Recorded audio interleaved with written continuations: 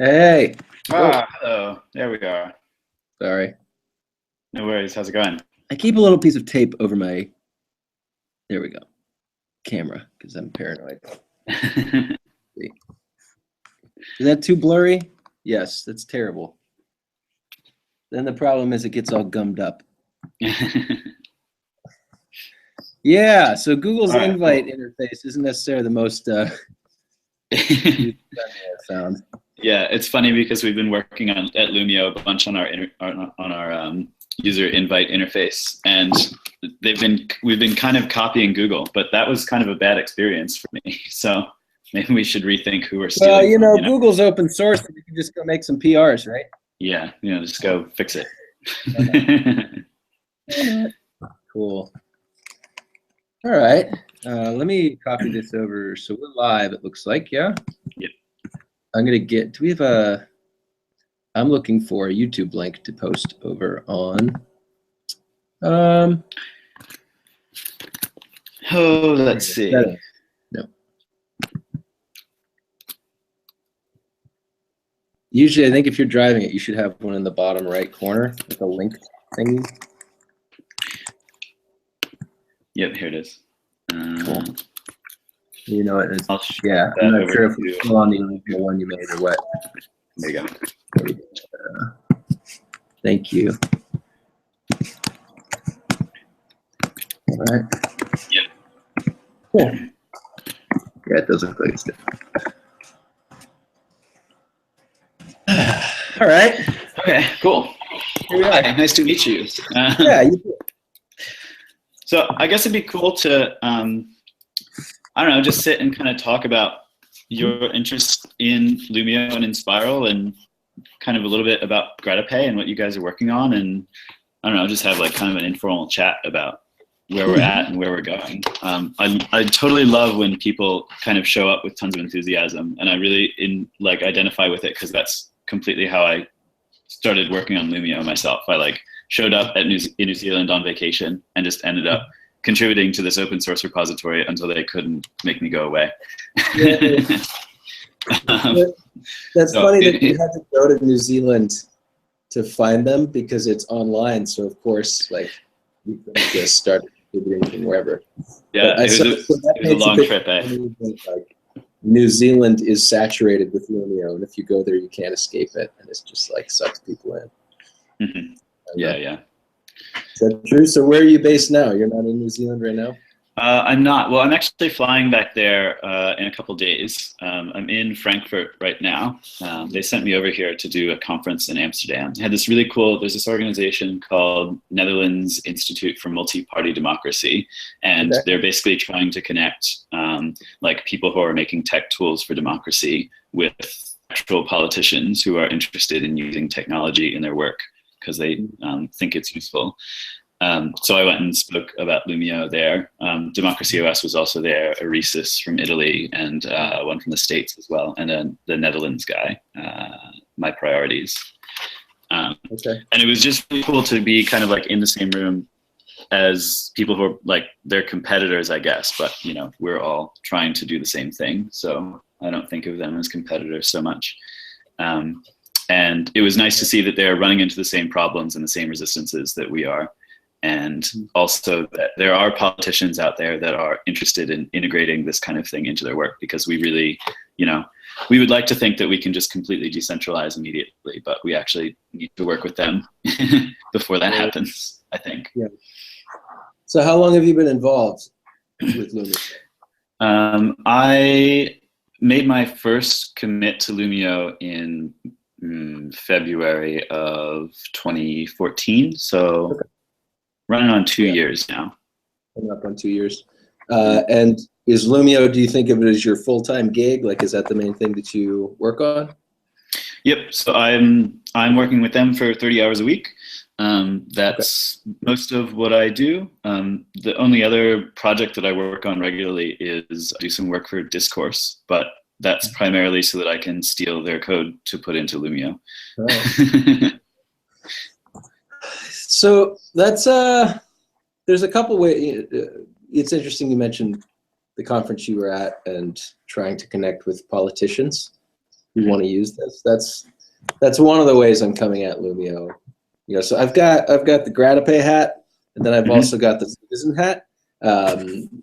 And actually, the immediate reason why we're having this conversation arose out of me wearing my citizen hat. I live in a small town here in western Pennsylvania called Ambridge. There's only like 7,000 people here. It's just like burned out Rust Belt steel town, former steel town kind of thing. And about a year ago, I guess it was last winter, I set up a GitHub repo for Ambridge to use GitHub issues as like a citizen engagement initiative. And I went and I met with our local government, so the council president, borough council president, and the borough manager. I sat down with both of them. Was just like, hey, I don't want to surprise you. I don't want you to be surprised. Like, here's this citizen initiative that we're starting over here. And they both loved it so much they signed up for accounts on the spot.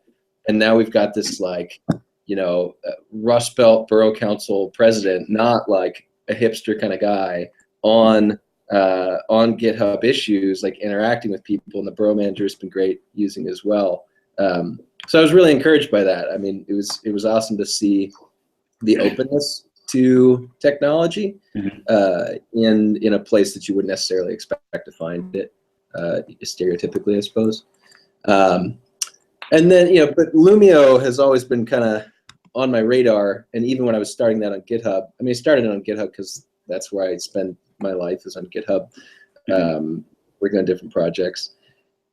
And this winter, so whenever it was a couple weeks ago, when I gave a flurry of new issues on Loomio, that was me setting up Loomio for Ambridge, right? Okay. Asking, like, maybe Loomio would be a better tool to use for Ambridge, for local citizen engagement, citizen government engagement.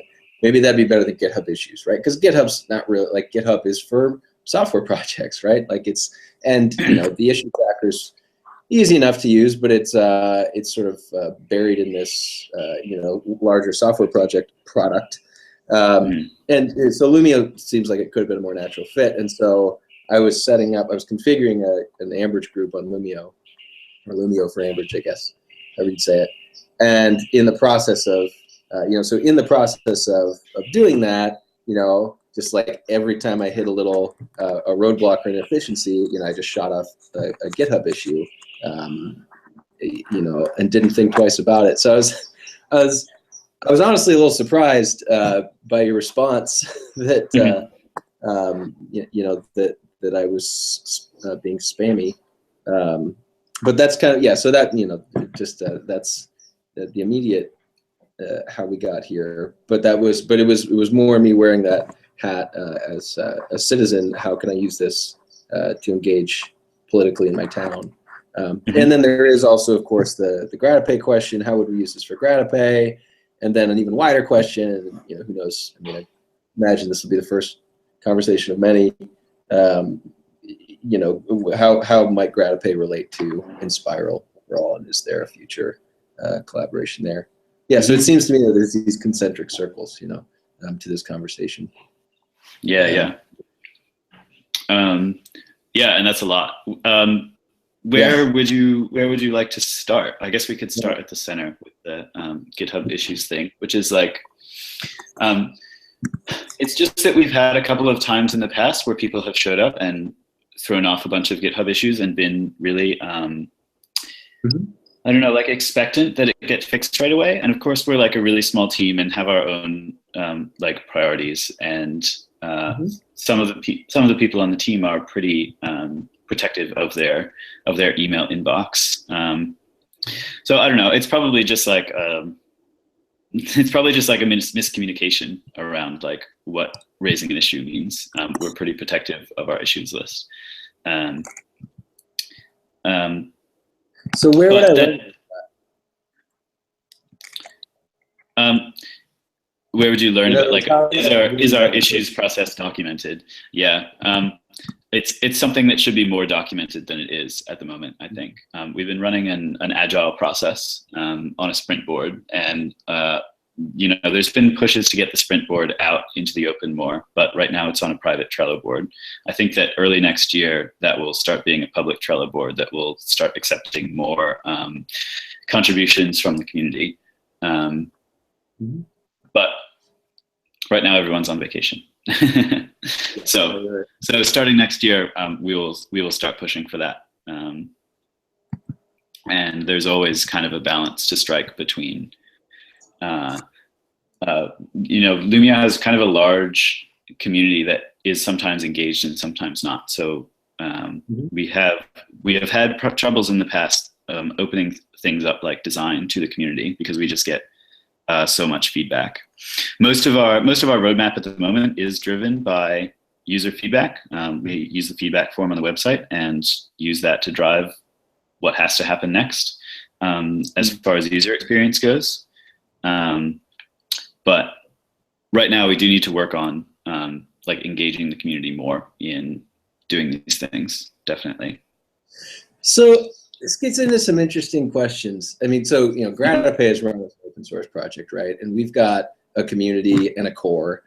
So I certainly understand that the sense of entitlement that people can bring sometimes, like, here's my issue, and it's like, hey, this is an open source project, and there's just a few of us here, right? I mean, it's the classic open source thing, right? It's like, well, pull request accepted. If you want this fixed, like you're in the same boat as the rest of us, like step up and do some work, right? So I hope I'm not bringing any sort of entitlement, when I make those issues, right? Like, yeah, I know if I really, really want something, I'm gonna have to step up and move it forward. Yeah, so there's an interesting question here. The way I'm hearing you talk about the core and the community, how do you think about that? And what is, and this gets into some of the bigger picture questions about and I don't know how much is in Spiral and how much is Loomio, and where the line between them is, and what like kind of Loomio inherits from Inspiral and where Loomio kind of is its own thing. But how do you see the relationship between the inside and the outside, or the core, here's the people that are working on this, and here's the community, the people outside. How's that distinction conceptualized? Yeah, and this is a question that we're always talking about, right? And it tends to pendulum swing, I think, between those two things, between a really focused small team at the core that's doing everything because they're the ones who are committed, and those are the people who are really engaged all the time, but then also allowing for newcomers and also people who are occasional contributors to guide the process. You must know the name Peter Hitchens, yeah? No, let's say no. Who's Peter Hitchens? Oh, he's so great. He's a Belgian guy, and he spearheaded the open source project ZeroMQ, and this is like a message bus kind of software. And he's got kind of an extreme view on this question, which is that merge everything, right? Isn't he the guy? Merge it. Yeah. He has his 9-year-old daughter coordinating the community. And so we are not like that. Click the green merge button or what? Yeah. He's like, if the test passed, okay, so all right, so 9-year-old daughter, if the test is green, then click merge. You're a coordinator, like you're a community manager. Congratulations. Here's your allowance, We are not that, but I am interested in moving Loomio a little bit more towards that. And I am interested in building an open source community of contributors that will actually fix things. The thing that we've kind of run into is that when we open it up to our particular community, there's a lot of people with opinions and not a lot of people with dev chops who are willing to do work to get it done. I would really like to move our community more in that direction so that it can take on a bit of a life of its own, so that it can grow organically. Right now, there's several devs in the community. There's many devs in the Inspiral community. There's a guy who's working on building an OAuth solution for us right now. We have occasional contributions, but it hasn't gotten to that breaking to that tipping point of if we just let everyone contribute, then we're going to end up with a whole ton of opinions and not a lot of work done at this particular moment. And so moving the needle more towards like an organic self-building community is something that I personally, I'm speaking for Loomio, but I'm also speaking for me right now, is something that I'm personally very interested in doing over the next year or two. In the future. So this is where I wonder about anarchy and open source. Mm-hmm. Whether, I mean, because we've got the same issue, right? Like we have tons of like way more talk than action, Mm-hmm. and we have these super long tickets and everyone's like, and it's like, hey, make a PR, and it's kind of astonishing to me sometimes, like that, how imbalanced it is, it's like, Mm-hmm. that, and it feels like an immutable fact of the universe that most people are not going to make a PR, that most people are not, productive, active contributors. And at the same time, like, there's certainly value to having a long conversation or having a lot of ideas out there, because, then you end up surfacing that weird idea nobody thought of that actually ends up being the one that carries the day. Even if they're not the one implementing it or whatever. So to me, that kind of chaos just kind of comes with the open source territory. I think of that as kind of warp and woof of open source, is that you've got tons of talk, tons of community engagement, and then a much smaller percentage, like you filter it down, you funnel it down into productive work. But I wonder what the experience is like on your end, as an anarchic organization, if I can say that right. Is that accurate? And how that relates to, how the anarchic organizational structure relates to some of these questions of, we've got tons of people talking about design, but lots of opinions, but how do we filter through that? And how do we, maybe I'm reading in too much to what you're saying, but like, how do we make decisions about what we're actually going to do and what we're not? If we've got just tons of talk about it. Is that kind of where you were going with that, or what's well, first of all, let me back up, because you didn't jump on the chance to say yes, we're an anarchic organization. So maybe I should understand a little more about how you think. Yeah, Loomio is not an anarchic organization, I don't think. Okay. We're structured as a worker-owned cooperative, which means, anyone who shows up and starts contributing is on a path towards membership. After you've been contributing in, we call it engaging with the project for maybe a year, you get invited to become a member. If we think that you'll be a quality member and a quality owner, and that you will hold the self-interests of the business and the cooperative in your in your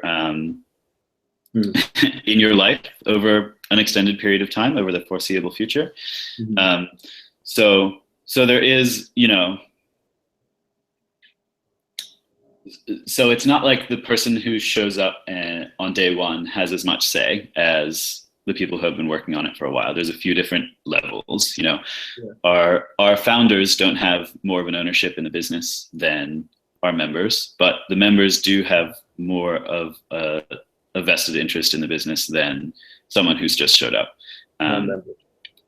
And that's... So what's the decision-making process then? If I show up and I say, hey, let's do, for example, I think one of the tickets I made was about having multiple proposals open on a Loomio thread, right? At once. What, let's just use that as an example. What would be the process for getting that done? Yeah, I mean, like obviously a PR would be a really great start.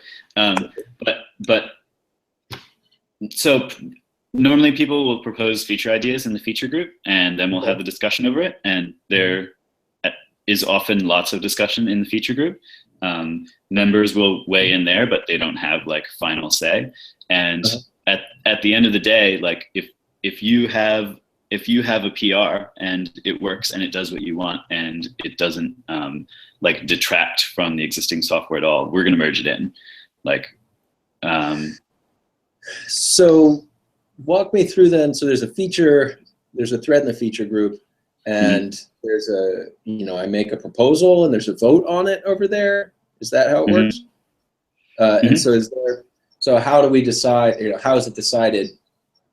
Is it, you know, and maybe there's documented somewhere, like you need 66% of the votes, like, or what, like how formal is that kind of, you know, threshold for acceptance based on votes? No, and it's been very, it's been very, very informal. Okay. Like if you put a thread up on the feature request and there's general consensus about it with no blocks and no serious reservations, then it'll go in the backlog. And the backlog is the thing that the working team works from for the most part. And because we're pretty well backed up with work at the moment, it's, you know, it's tough to say whether something in the, like when something in the backlog will surface. That being said, if you put up a thread in the feature group and there's no strong objections, or it goes through a strong objection or two and gets to the point where it's like, oh, okay, like this could go into the product, then it's really open for someone to submit a pull request for it.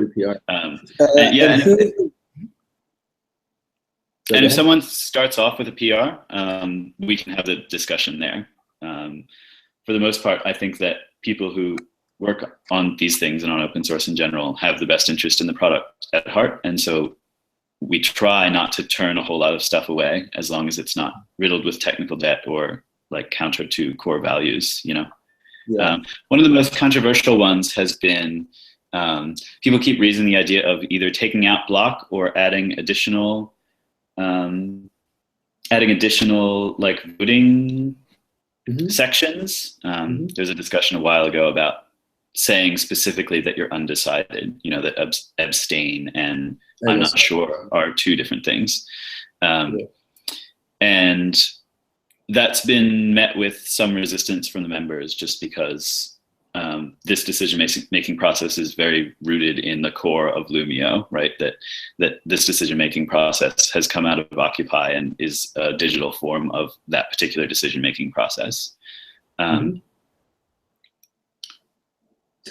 Who's the one who actually moves something into the backlog? That would be you or another core committer? We have a product owner whose role it is to do that. A product owner. Okay. Who's that? Is that public? Yeah, it's so at the current moment it's Richard Bartlett. He is something that's moved around a little bit. We've done quite a bit of shifting of roles over the past year. Let's see, is it public? Could I go discover who the product owner is? It is in our contributors group, but it is not public. Interesting. All right. So that, I think there's so, I don't know.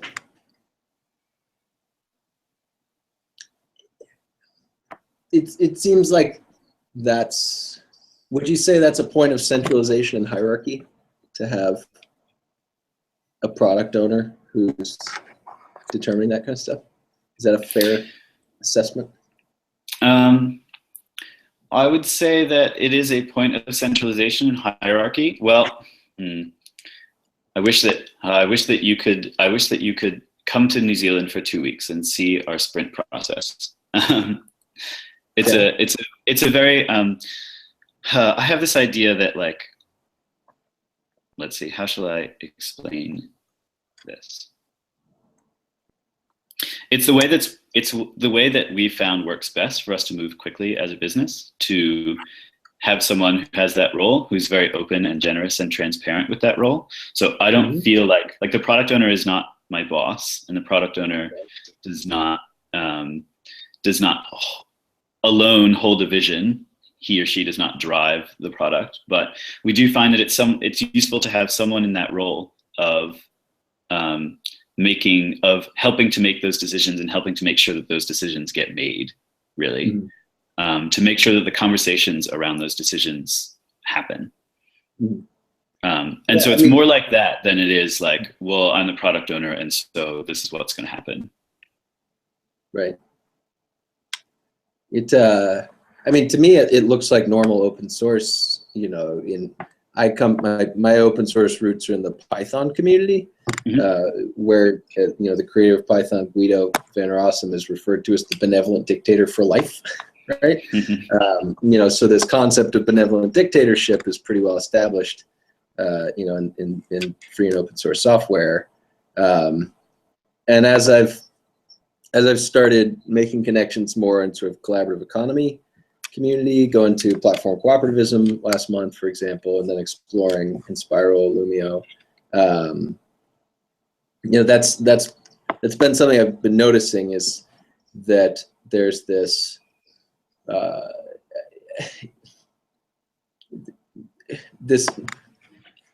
I think we could use a more nuanced account of what democracy means and what decentralization means, and and what and what the role is for a benevolent dictator or a product owner, or points of centralization, points of centralization and hierarchy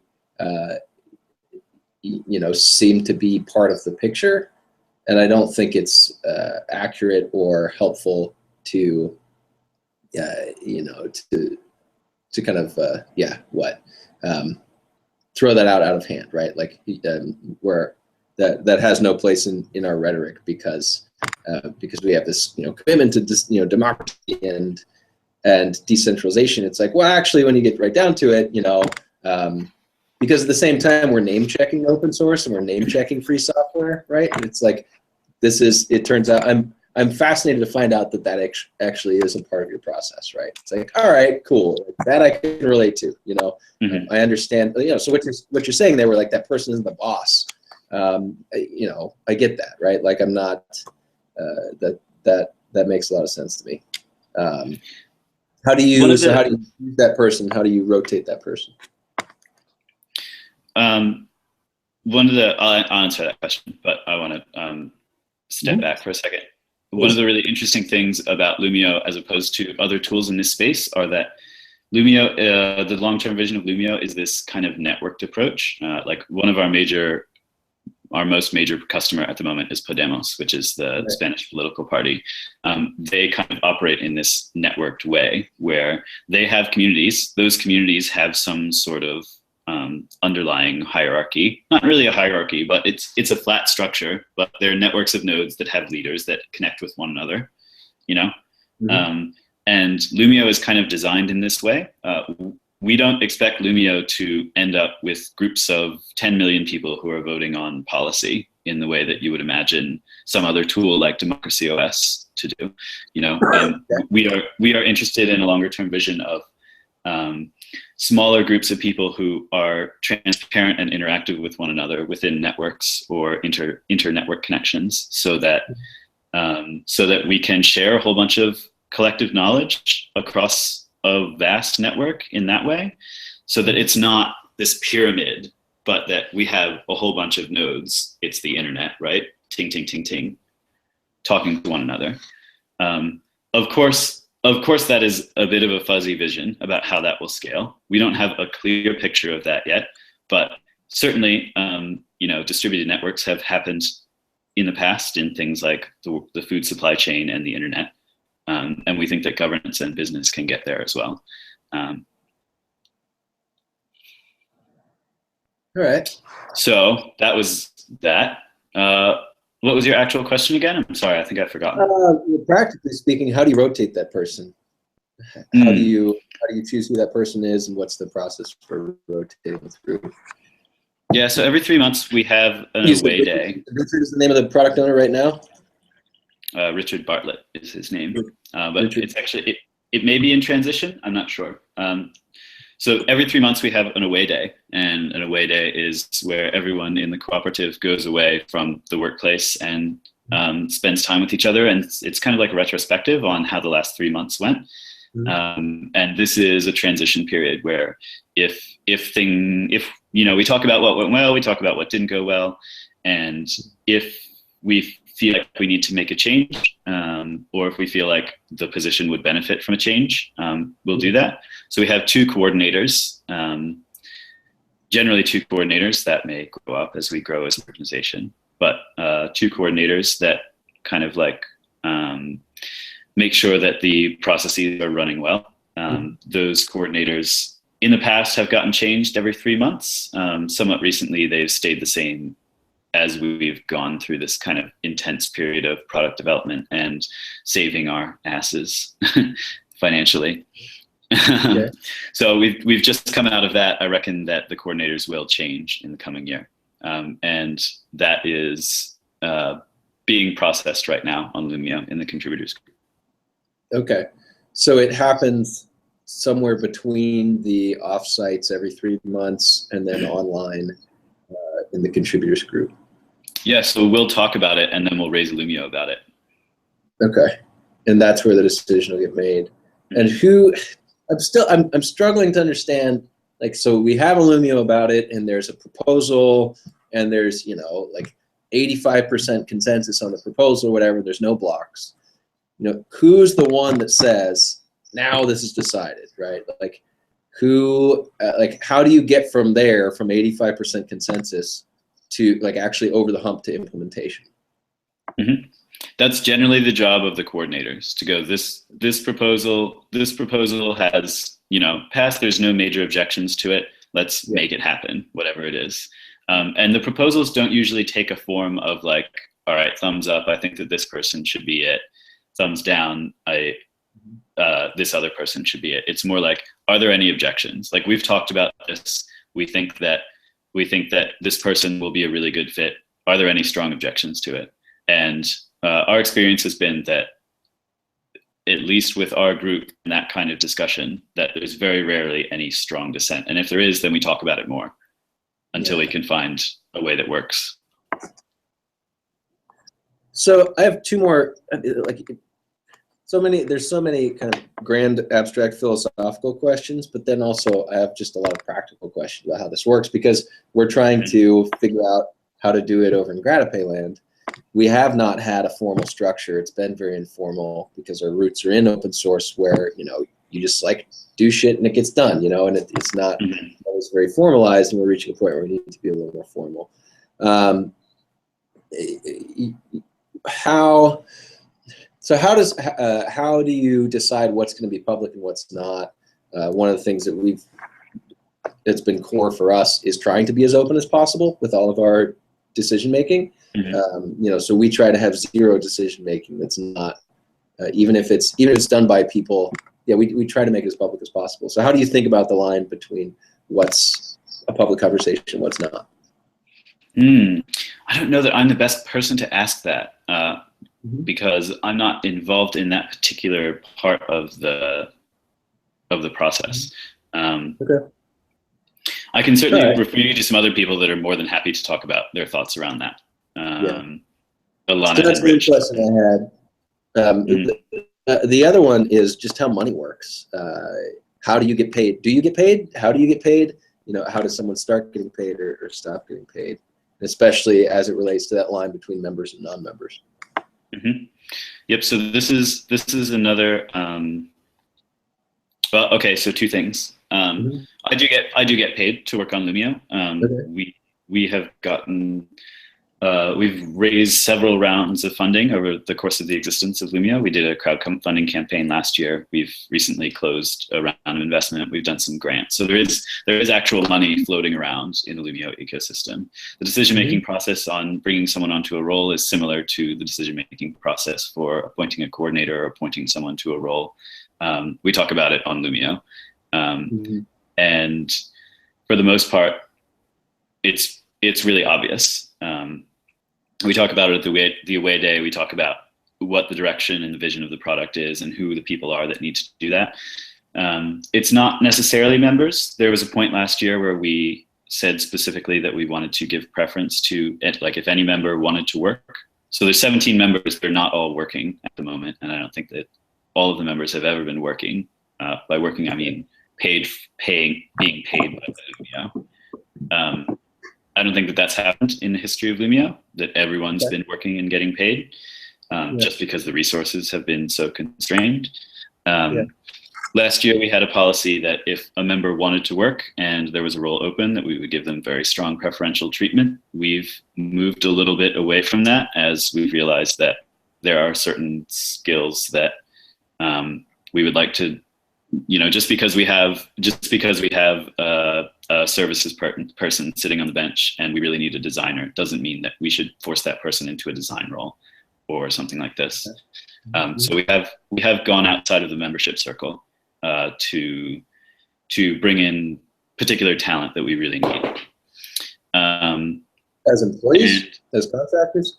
As contractors, yes. So not long-term employees. We're all contractors. We've, at least since I've been here, I've been on a rolling 3-month contract, just because there's never been any more money than that. They could never guarantee longer than that period of employment.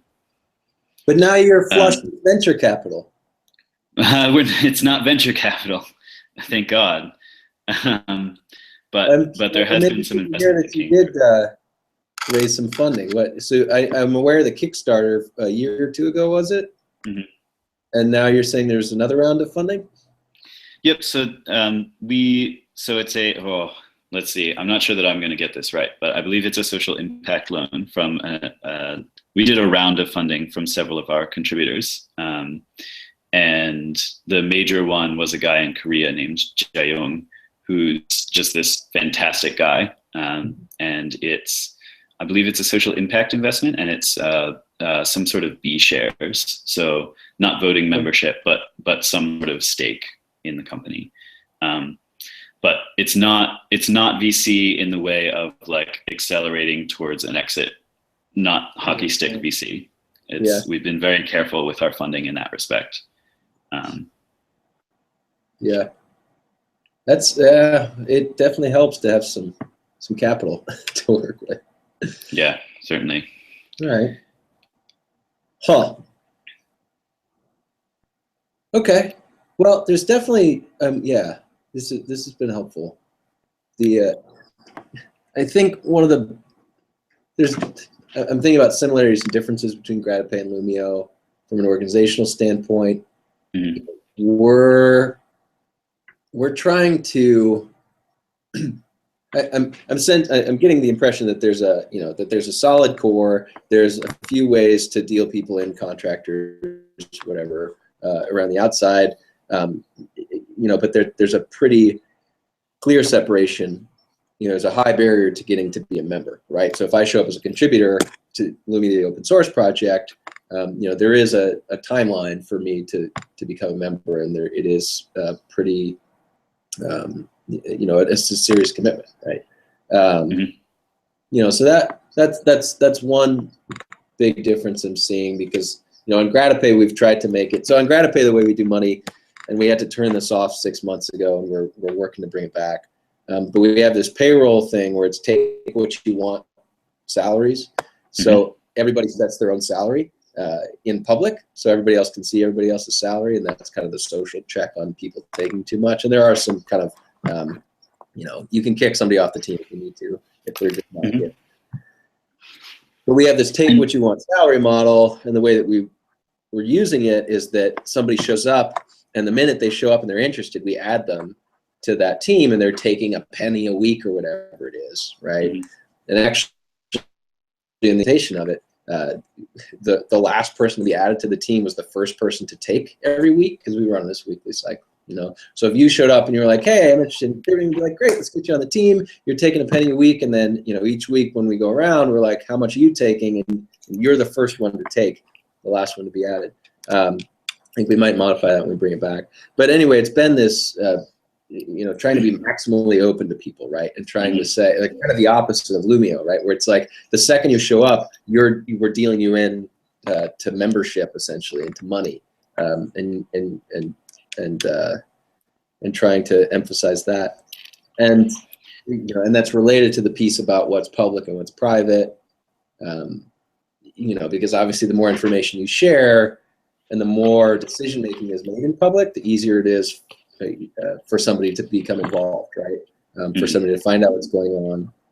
Sometimes it's a little too much. We've tried to balance that out. One of the things I think we've done pretty well is we've got this documentation site called inside.gratipay.com, which is intended to be our single source of truth for onboarding people, right?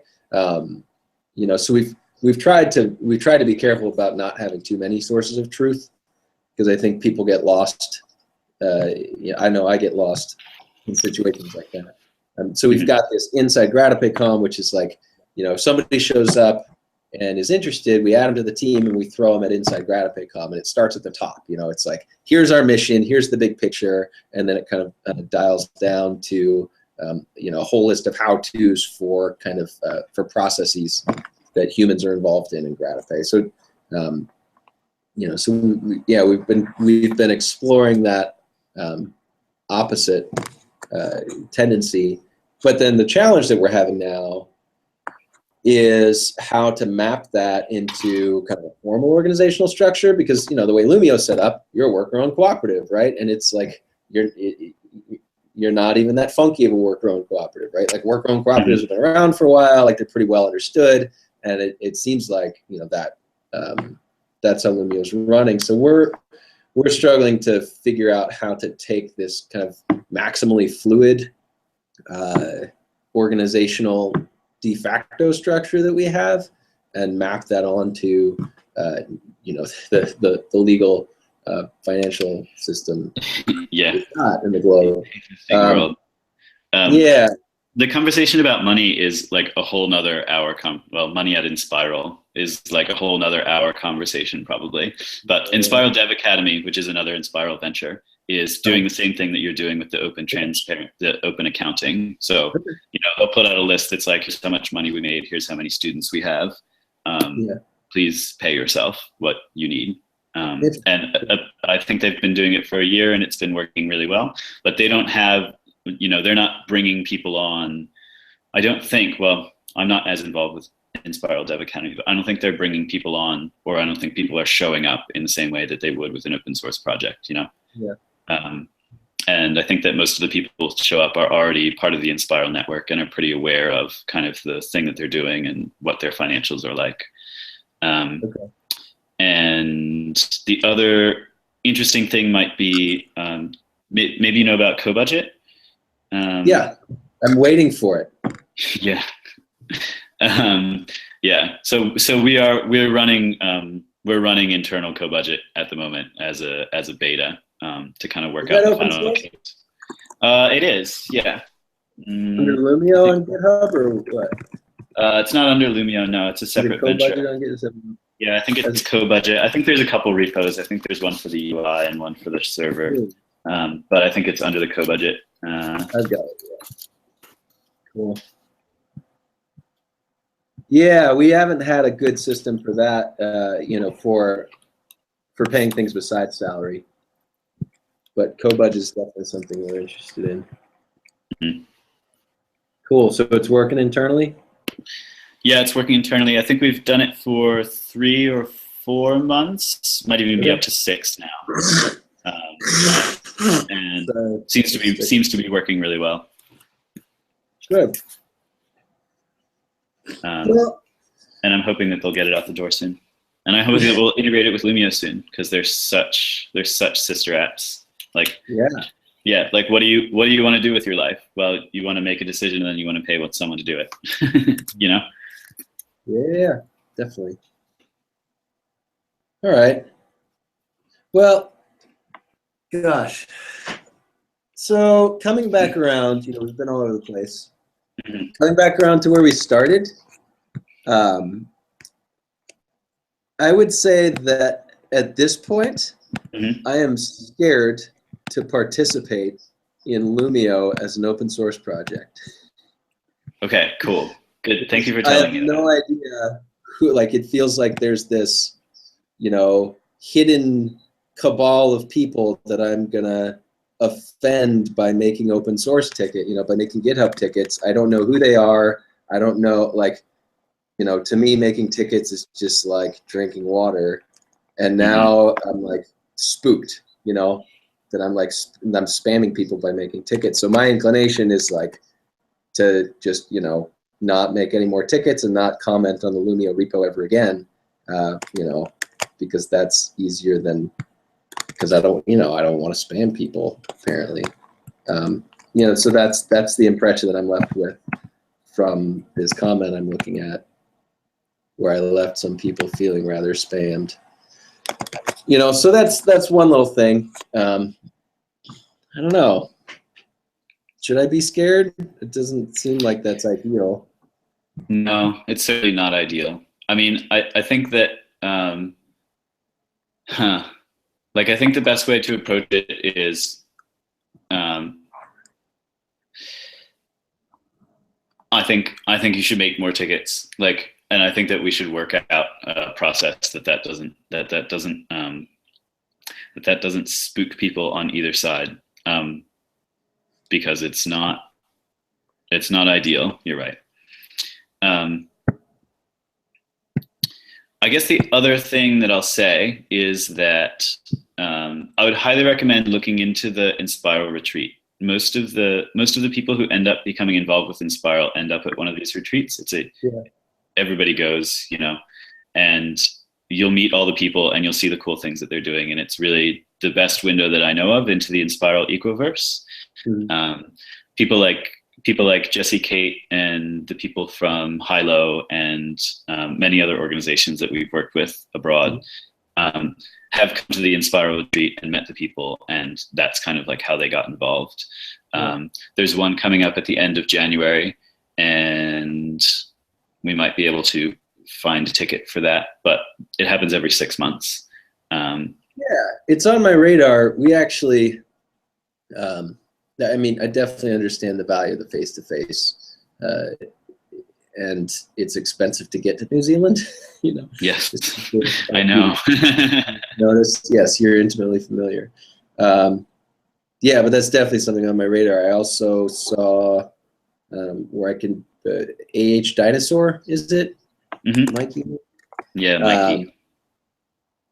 Yeah, you know, they were offering to bring me in to the, what is it? I guess there's what's the word I'm looking for? Like a probationary membership period, right? To experience it as an individual member, like quite apart from, you know, Gratipay and Spiral Venture, but then Chad and Spiral member, I guess there's a difference there. So I'm considering that as well. I wonder, I mean, the idea of, part of what I'm concerned about with Inspiral is like, is the public-private thing, you know? Like, I don't want to spend a lot of time in private conversation, right? Like, I really, you know, the reason Gratipay is the way it is because, you know, that's kind of how I want to spend my time, is like doing stuff together in the open more. And I've also seen a lot of, I'm nervous about getting sucked into long-winded conversations. You know, like you mentioned Hilo, I looked at, you know, I've been looking at this CTA, Collaborative Technology Alliance or whatever group on Hilo, and I just like, I panic when I see that interminable conversation happening, and I feel like I see some of that, I don't know, I have that like red flag going up as I look at the Inspiral community. It's like, because I want to participate genuinely, right? Like if I go in, it's like I want to be, you know, I want to be a good contributor to Inspiral, you know, but if being a good contributor to Inspiral, being a good contributor to Inspiral means, you know, participating in the sorts of conversations I see happening in some of these places that feel to me just like spinning wheels and like not actually getting something done. And then I go and show up on GitHub and I make some GitHub issues and I get, you know, my wrist slapped. Like that's kind of, I'm kind of like, I don't know if I want to get involved with this. Like when I actually try and move the ball forward, I get yelled at, and it feels like I'm supposed to, you know, like participate in these other kinds of conversations. So I don't know. Those are kind of some of the things swirling for me over here. But it seems like the next step would be to follow up with AH Dinosaur on that, and at least lurk there. I mean, it's supposed to be a probationary thing, right, where you kind of experience it. So I don't know. That's something that's going on for me over here. Yeah, cool. I would say that the intention was not to slap your wrist, but more to start a conversation, so that we could have this conversation. Yeah, well, I appreciate it. Because I think that there's lots to learn from the Inspiral model, and I think that they value action. Like the people who do action in the Inspiral network are the people who get things done. Yes, of course, there are lots of long conversations happening. That happens in any large community, in any forum, anywhere. But I think that Inspiral, it will actually allow pathways to get interesting stuff done, especially if you're proactive about it. And I think it's a really great network filled with other people that are thinking in the same way. So I hear those concerns and I understand them, and I understand that they are a bit of could be perceived as a bit of a weak side of the organization. But I think that coming and experiencing it, I think then you'll know. Certainly it's a red flag, but I think it's worth investigating more. All right. Well, thank you for this call. It's definitely great to up the emotional bandwidth and actually talk. I don't know. I guess it counts as face-to-face. Yeah, certainly better than text on the internet. Yes, definitely. Cool. All right. Well, you're traveling home pretty soon here? You're not in Frankfurt too much longer. Safe travels to you. Yes, thank you so much. And hope to talk to you again sometime. Yeah, we'll see you around. Okay, right, thanks, James. Bye-bye.